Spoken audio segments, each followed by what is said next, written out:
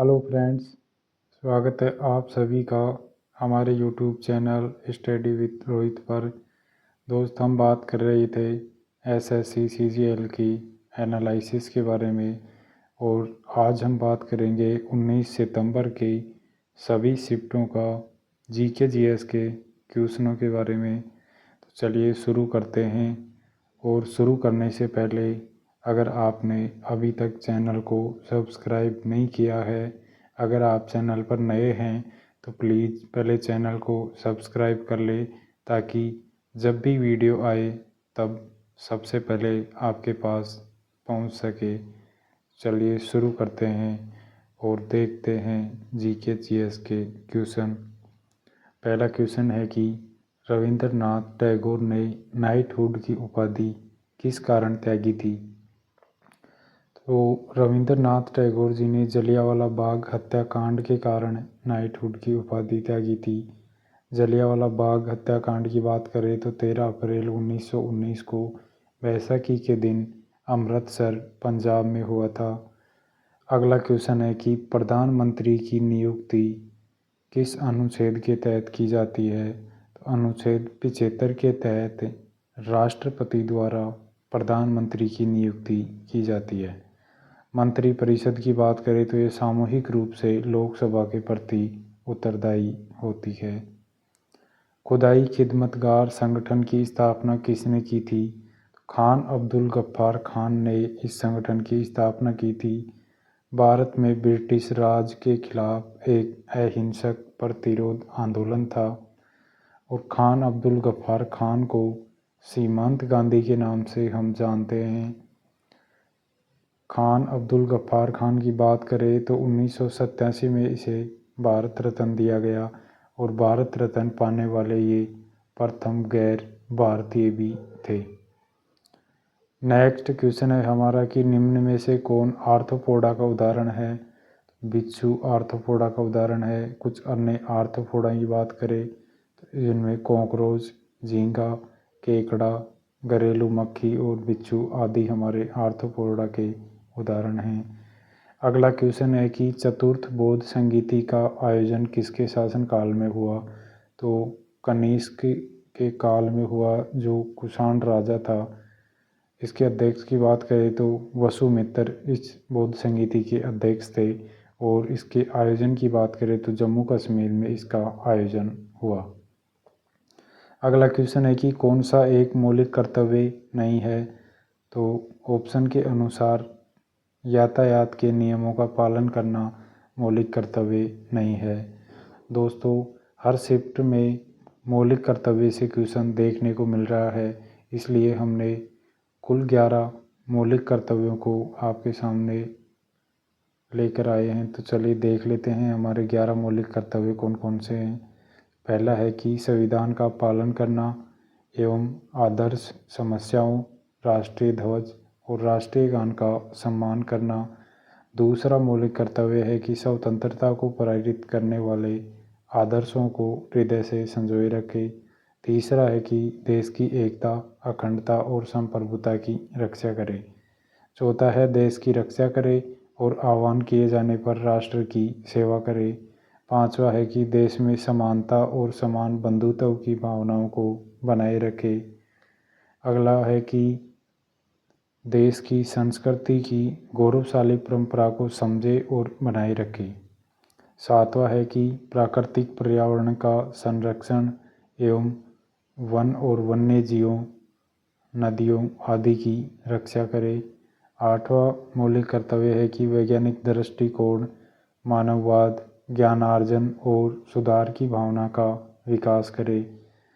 नौवां है कि सार्वजनिक संपत्ति की रक्षा करें और हिंसा नहीं करें। 10वां है सभी अपने व्यक्तित्व एवं सामूहिक प्रयासों से उत्कर्ष की ओर बढ़े। 11वां हमारा मौलिक कर्तव्य जो 86वें संविधान संशोधन 1986वें संविधान संशोधन 2002 के द्वारा जोड़ा गया, वो कौन सा था कि सभी माता पिता या अभिभावक अपने बच्चों को प्राथमिक शिक्षा दिलाएं। ये था हमारा 11वां मौलिक कर्तव्य। नेक्स्ट क्वेश्चन है कि नवरात्रों में किस देवी की पूजा की जाती है। तो नवरात्रों में माँ दुर्गा की पूजा की जाती है और 9 दिन तक के 9 रूपों में इसकी पूजा की जाती है। अगला क्वेश्चन है कि निम्न में से कौन भारत के उपराष्ट्रपति को पद और गोपनीयता की शपथ दिलाता है। तो राष्ट्रपति द्वारा उपराष्ट्रपति को शपथ दिलाई जाती है, जो कि अनुच्छेद 69 में इसका उल्लेख दिया गया है। वो इस प्रेसिडेंट की बात करें, उपराष्ट्रपति की बात करें तो देश का दूसरा संवैधानिक सर्वोच्च पद होता है। अगले क्वेश्चन की बात करें, निम्न में से कौन ओडिसी नृत्यांगना नहीं है। तो लक्ष्मी सहगल ओडिसी नृत्यांगना नहीं है। ओडिसी नृत्य के अन्य कलाकारों की बात करें जिनमें केलूचरण महापात्र, संयुक्ता पाणिग्राही, सोनल मानसिंह, गुरु पंकज चरण दास, इंद्राणी और माधवी मुदगल। मोहिनीअट्टम के कलाकारों की बात करें हेमा मालिनी, जयप्रभा, भारती शिवाजी, कनक रेले, सुनंदा नायर, कल्याणी कुट्टी अम्मा। कुचिपुड़ी के कलाकारों की बात करते हैं यामिनी कृष्णमूर्ति, कृष्ण अय्यर, लीला सैमसंग, टी बाला सरस्वती, मृणालिनी साराभाई, वैजंती माला, पद्मा सुब्रमण्यम और सोनल मानसिंह। अगला क्वेश्चन देखिए कि निम्न में से किस नदी तंत्र में वर्धा नदी उसकी महत्वपूर्ण नदियों में से एक है। गोदावरी नदी तंत्र की वर्धा नदी गोदावरी नदी तंत्र की एक प्रमुख नदी है। वर्धा और पूर्ण नदियाँ गोदावरी की सहायक नदियाँ हैं। महायान और हीनयान किसके शासनकाल में विभाजित हुए थे। तो ये कनिष्क के काल में विभाजन हुए थे। जब चौथी बौद्ध संगीति हुई उसी समय इनका विभाजन हुआ। नेक्स्ट क्वेश्चन है कि मुलायम सिंह यादव का संबंध किससे है। मुलायम सिंह यादव का संबंध उत्तर प्रदेश से है और ये समाजवादी पार्टी के संस्थापक थे। उत्तर प्रदेश के 3 बार के मुख्यमंत्री रह चुके। 2022 में इनका निधन हो गया। 2023 में इन्हें मरणोपरांत पद्म विभूषण प्रदान किया गया। लूणी नदी का उद्गम कहाँ से होता है। तो अजमेर की नाग पहाड़ी से लूणी नदी का उद्गम होता है। इसकी बात करें लूणी की बाएं तट की सहायक नदियों की तो उनमें सूकरी, मिसरी, बांदी, खारी और जवाई नदी। जोजरी नदी लूणी नदी के दाएं तट की सहायक नदी है। अगला क्वेश्चन देखें कि सितार वादक पंडित रविशंकर को किस वर्ष भारत रत्न दिया गया। तो 1999 में इसे भारत रत्न दिया गया। रविशंकर को पद्मश्री, पद्म भूषण, पद्म विभूषण और ग्रैमी पुरस्कार जैसे अवार्ड दिए जा चुके हैं। अगला क्वेश्चन देखिए, गंधर्व महाविद्यालय किस राज्य में है। तो गंधर्व महाविद्यालय दिल्ली में स्थित है। नेक्स्ट क्वेश्चन है कि किस समिति की सिफारिश पर मौलिक कर्तव्य जोड़े गए। सरदार स्वर्ण सिंह समिति की सिफारिश पर 10 मौलिक कर्तव्य 42वें संविधान संशोधन 1976 द्वारा जोड़े गए। 11वें मौलिक कर्तव्य की बात करें तो 86वें संविधान संशोधन 2002 द्वारा जोड़ा गया।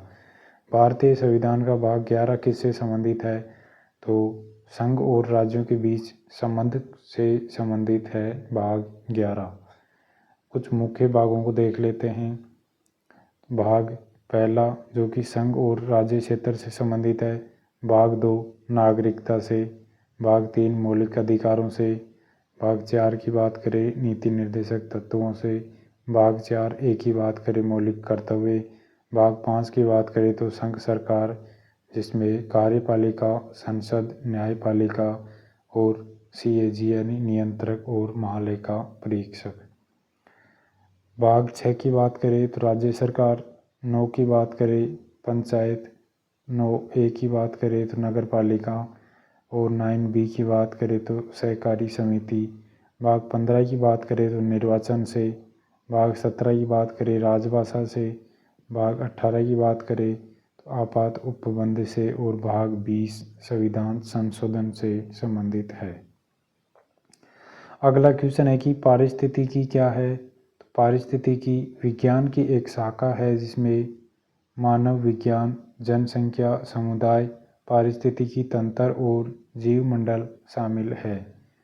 अगला क्वेश्चन देखिए, मेंडलीव की आवर्त सारणी के अनुसार एक का एल्यूमीनियम का परमाणु भार कितना था जिसे बाद में गैलियम ने प्रतिस्थापित कर दिया? तो इसका आंसर होगा 68। अगला क्वेश्चन है, शतरंज में केवल एक पंक्ति में चलने वाली मोहरे कौन सी है? तो वो हाथी है। अगला क्वेश्चन है, क्वीन दिद्दा कहाँ की शासिका थी? क्वीन दिद्दा जम्मू कश्मीर की शासिका थी जो 924 ईसा पूर्व में शासिका बनी थी। ये ईसा पूर्व है। यह हिंदू खानदान से ताल्लुक़ रखती थी। अगला क्वेश्चन था कि विनायक दामोदर सावरकर यानी वीडी सावरकर को काला पानी की सज़ा के बाद अंडमान की सेलुलर जेल में कब ले जाया गया? इसे जून 1911 में अंडमान की सेलुलर जेल भेजा गया। नेक्स्ट क्वेश्चन है कि त्योहार मी डैम मी फी किस राज्य के ताई अहोम समुदाय द्वारा मनाया जाता है? तो ये ताई अहोम समुदाय असम का है। उमा बारले को हाल ही में कौन सा सम्मान दिया गया? तो पद्म श्री 2023 उमा बारले को दिया गया। अगला क्वेश्चन है हमारा कि एग्रीकल्चर शॉर्ट शब्द का इस्तेमाल कभी कभी निम्न में से किस खेल में किया जाता है? तो इसका संबंध क्रिकेट से है, यानी क्रिकेट में इसका इस्तेमाल किया जाता है। अगला क्वेश्चन है कि प्रोकैरियोटिक कोशिका का उदाहरण कौन सा है? तो बैक्टीरिया जो है वो प्रोकैरियोटिक कोशिका का उदाहरण है। इनमें केंद्रक सुसंगठित नहीं होता और न ही इनमें केंद्रक झिल्ली होती। अन्य प्रोकैरियोटिक के उदाहरण देखें, जीवाणु और नीले हरे शैवाल। अगला क्वेश्चन है कि कौन सा अनुच्छेद राष्ट्रीय आपातकाल से संबंधित है? तो अनुच्छेद 52 राष्ट्रीय आपातकाल से संबंधित है। अनुच्छेद 360 की बात करें तो वित्तीय आपातकाल और अनुच्छेद 356 की बात करें तो राष्ट्रपति शासन से संबंधित है। और ये तीसरी शिफ्ट के क्वेश्चन स्टार्ट हो गए हैं। चलिए अगला क्वेश्चन देखिए, भारतीय संविधान का कौन सा अनुच्छेद भारतीय संविधान का अनुच्छेद 43 किससे संबंधित है? तो ये श्रमिकों के लिए निर्वाह मजदूरी से संबंधित है। अगला क्वेश्चन है, सरदना पशु मेला किस राज्य में लगता है? तो ये उत्तर प्रदेश में लगता है। कुछ अन्य इम्पोर्टेंट मेलों की बात करें तो जैसे सोनपुर मेला बिहार में लगता है जो कि एशिया का सबसे बड़ा पशु मेला है।